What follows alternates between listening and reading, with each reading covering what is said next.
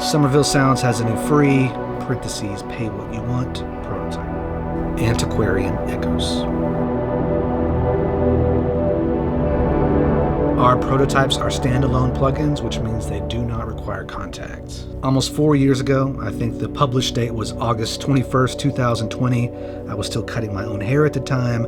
I shared with you the Antiquarian Echo. And yes, I did fill my garage with haze on a probably 115-degree Texas afternoon. The original Antiquarian Echo was just one sound, one guitar pad, but the new version, Antiquarian Echoes, is 4 guitar pads. This is the Antiquarian. It's definitely a parts caster. Let's plug it in real quick.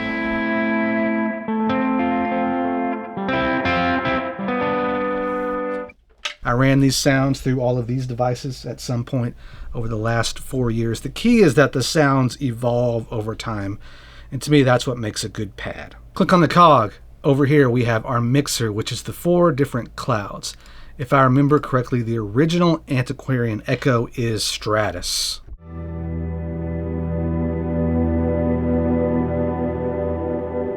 I dig that. We have Cumulus. If you hop on over to main, you have cutoff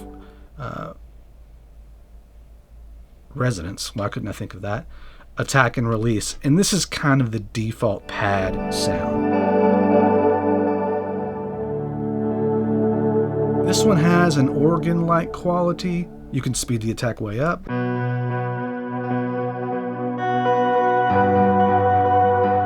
can slow the release way down. Or you can get kind of a swell effect. Let's check out Nimbus.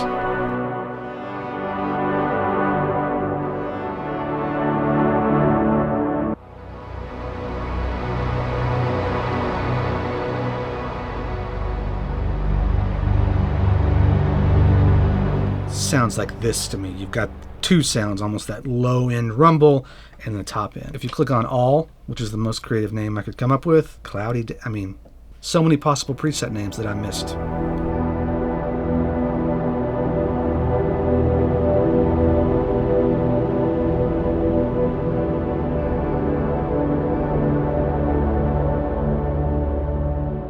Yeah, that's very useful. I don't know why it is, but I've made these over the years and I never gave much thought to making a much larger guitar pad library. But when we revisited these sounds, it's got me thinking that I could spend a month making sounds like this. Let us know if you think we should in the comments. I've been making presets today. Misty.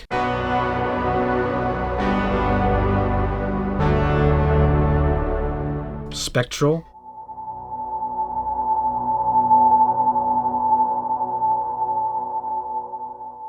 Notice here that the resonance is all the way up, and that's why you're getting that ringing. Of course, you can map the parameters. Cutoff is already on the mod wheel. But you always need to be careful with a resonance all the way up on any plugin. You can cause some issues at certain frequencies. Be nice to your speakers. But let's map them up here so they're in the same spot.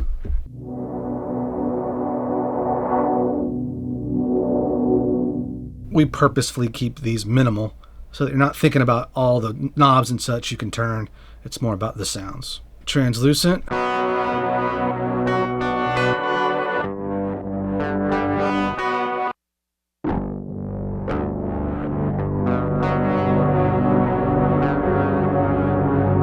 I was not thinking about the attack when I was making these. It was more about the atmospheric sounds, but the attacks are very useful. Like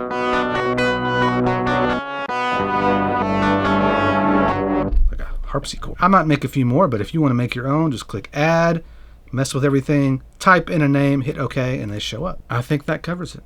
I thought about showing you how I made these sounds, but honestly, I don't remember.